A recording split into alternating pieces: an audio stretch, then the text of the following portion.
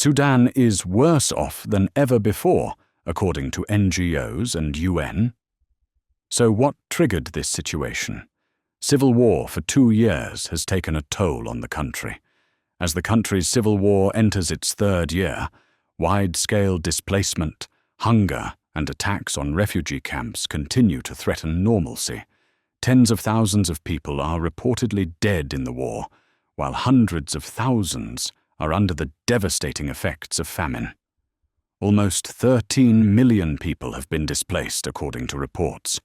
The war started with public protests against the Sudanese dictator Bashir in 2018. Sudan's army leader, General Abdel Fattah al-Burhan, joined hands with RSF chief Gen Mohamed Hamdan Dagalo, a former warlord who is also known as Hemedti, to remove Bashir from power in a coup in April 2019. They then had a coalition again in 2021 to overthrow a civilian government, but Hemedti's aspiration to have ultimate power for himself created a friction between the two, leading to a full-blown war. Both the RSF and the Sudanese army have been accused of committing war crimes during the course of the conflict. In January this year, the US declared it formally that the RSF had committed genocide. Several reports suggested that the UAE armed the RSF and fueled the conflict. UAE passports allegedly found in Sudan battlefields pointed to the covert involvement. The situation of war grew worse due to the inaction by the international community. The UK will be hosting ministers from 20 countries in London to restart stalled peace talks for Sudan. Sudan envoy to India, while speaking about the war, appreciated India's efforts in standing by the crisis-hit country. Well, we actually very much appreciate this humanitarian assistance provided by the Indian government.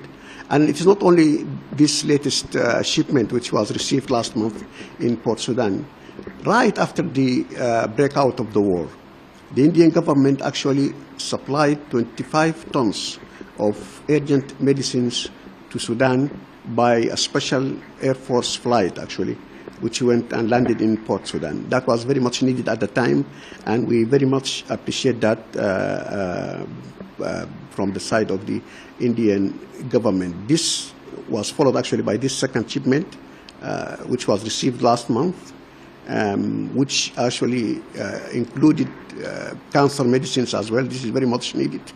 And we are in the process also of receiving very generous also assistance in terms of hemodialysis machines, like 20 machines that we are in the process of receiving now from the Indian government.